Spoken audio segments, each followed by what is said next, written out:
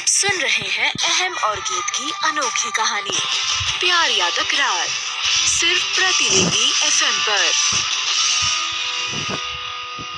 गीत के कमरे से बाहर निकलते ही अहम ने कॉल रिसीव किया और कहा, हाँ बोलो ध्रुव। अहम, एक बुरी खबर है। अहम खींचता हुआ बोला, यार तुम जब भी कॉल करते हो बुरी खबर ही देते हो, कभी तो कुछ अच्छा सुनाओ। मैं क्या करूं, खबर ही ऐसी है। कमिश्नर साहब का कॉल आया था। उन्होंने कहा कि वो चारों महिलाएं जो हॉस्पिटल में भर्ती थीं, उन्हें आंखों से दिखाई देना बंद हो गया है। वो अब उस औरत को नहीं पहचान सकती जिसने उसे गीत का नाम लेने के लिए कहा था। अहम हैरान होता हुआ बोला, क्या, कैसे हुआ ये? यही तो सवाल है अहम। अगर हमारा प्रोडक्ट असली था और उन लोगों ने पैसे लेकर नाटक किया था, तो फिर आंख से दिखना कैसे बंद हो गया? कहीं ये हमारी क्रीम का साइड इफेक्ट तो नहीं? अरे यार तुम पागल हो क्या? अब तुम्हें भी अपनी कंपनी पर भरोसा नहीं रहा क्या?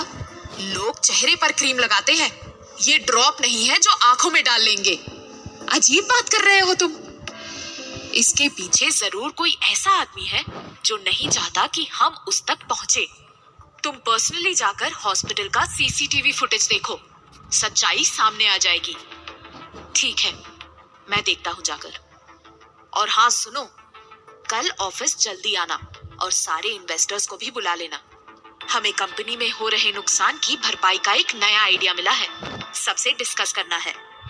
इतना कहकर अहम ने कॉल डिस्कनेक्ट कर दिया और आराम से बिस्तर पर लेट गया। उसका मन हल्का हो चुका था, लेकिन गीत का मन भारी होता जा रहा था। वह अब बस किसी तरह योगेंद्र कपूर का सच जानना चाहती थी और उसके लिए जरूरी था कि वह थर्ड फ्लोर के कमरे में जाए।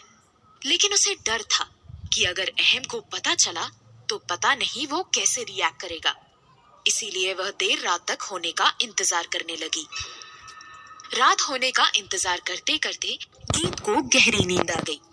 आधी रात बीतते ही दरवाजा खुलने की आवाज सुनकर अचानक उसकी नींद खुल गई। उसने आंख मलते हुए दीवार पर लटकी हुई घड़ी में देखा तो रात के 2 बज चुके थे। वह तुरंत बिस्तर से उठती हुई बोली, ओ गॉड, अब नहीं गई तो फिर एक और दिन का इंतजार करना होगा। लेकिन इस समय किसके कमरे के दरवाजा खुलने की आवाज आई? ऐसा सोचते हुए बिना देर किए वह कमरे से बाहर निकली। उसने देखा कि अहम का कमरा खुला हुआ था। वह हैरान होती हुई बोली, ये इतनी रात को कहाँ जा सकता है? उसने आसपास झांक कर देखा, लेकिन अहम कहीं नहीं दिखा। वहां पूरी तरह शांति छाई हुई थी।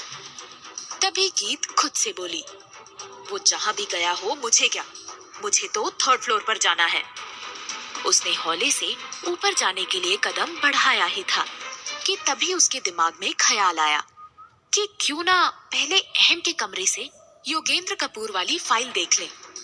अगर यही कुछ सुराग मिल गया तो बेकार में ऊपर जाकर डॉग से भिड़ना नहीं पड़ेगा।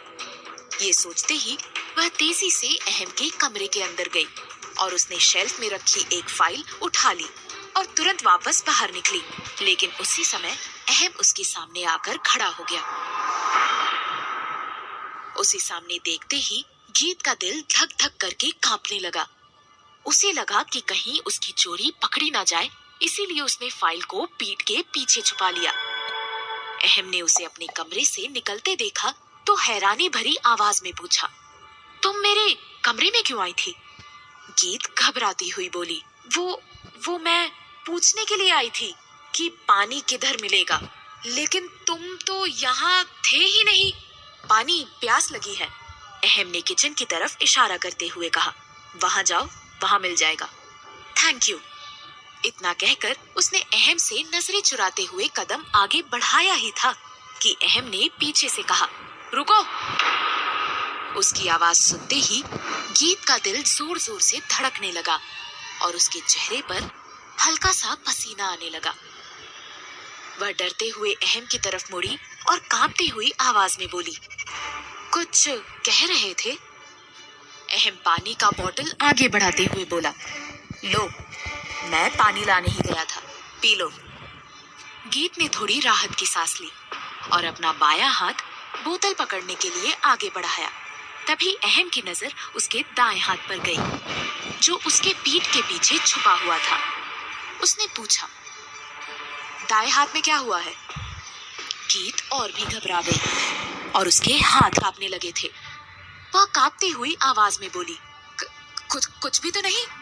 उसी समय गीत के पीछे छुपी फाइल से कुछ कागज फिसलकर फर्श पर गिर पड़े। अहम ने कागज को गिरते देखा तो वो हैरान रह गया। वहीं गीत की अब बोलती बंद हो चुकी थी। उसका पूरा शरीर डर के मारे ठंडा पड़ गया था। वह तो वहां खड़े खड़े ही बर्फ जैसी जम चुकी थी और बस एक टक अहम को देखते हुए उसके चिल्लाने की प्रतीक्षा कर रही थी। अहम ने कागज की तरफ देखते हुए पूछा, ये कौन सी कागज है? गीत के पास इस सवाल का कोई जवाब नहीं था। उसके लिए इस समय सच या झूठ दोनों ही बोलना घातक सिद्ध होने वाला था, इसीलिए वो चुप रही। अहम ने उसकी आंखों में डर को भांप लिया था। वह बोला, तुम कुछ छुपा रही हो मुझसे? ये कागज तुम मेरे रूम से लेकर जा रही थी ना? गीत कांपती हुई आवाज में बोली, नहीं, हाँ, मेरा मतलब है, मैं तुम्हें सब समझाती हूँ। अपनी बात कहते हुए वह तुरंत कागज को उठाने के लिए नीचे झुकी और उसे एक एक कर फाइल में रखने लगी।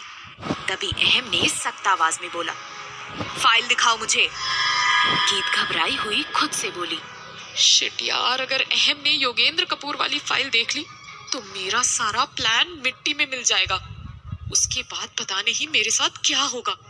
क्या करूं मैं? भगवान, कोई आइडिया तो दो। वह कोई आइडिया सोचती उससे पहले ही अहम ने उसके हाथ से फाइल छीन ली और उसे पलट कर देखने लगा। वहीं गीत बस मासूम सा चेहरा बनाकर सर झुकाए खड़ी रही। उसने अपने मन को समझा दिया था कि जो भी होगा देखा जाएगा।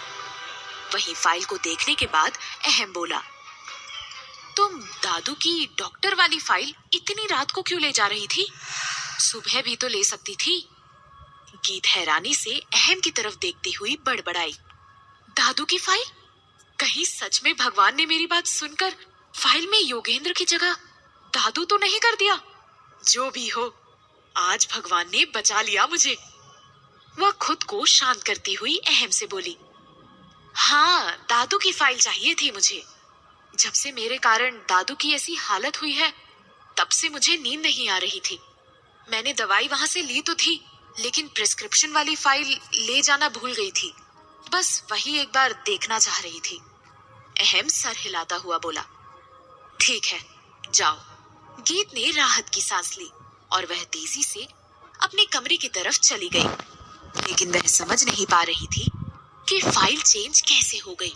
उसने तो फाइल उसी जगह से योगेंद्र कपूर वाली फाइल उठाई थी।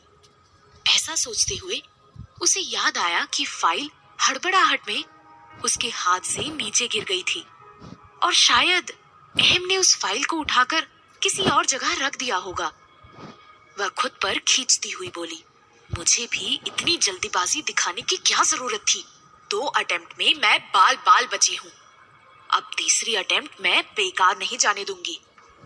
इस बार योगेंद्र के बारे में पता तो करके रहूंगी, वो भी आज के आज। देखते ही देखते रात के 3 बज गए। गीत की आंखों से नींद कोसों दूर जा चुकी थी। उसके अंदर बस योगेंद्र कपूर के बारे में जानने को लेकर जुनून पैदा हो चुका था। वह फिर बिस्तर से उठी और बोली, अब इस बार 3rd फ्लोर पर जाकर पता करके रहूंगी कि उस कमरे में कौन है। ऐसा दृढ़ निश्चय करके वह कमरे से बाहर निकली।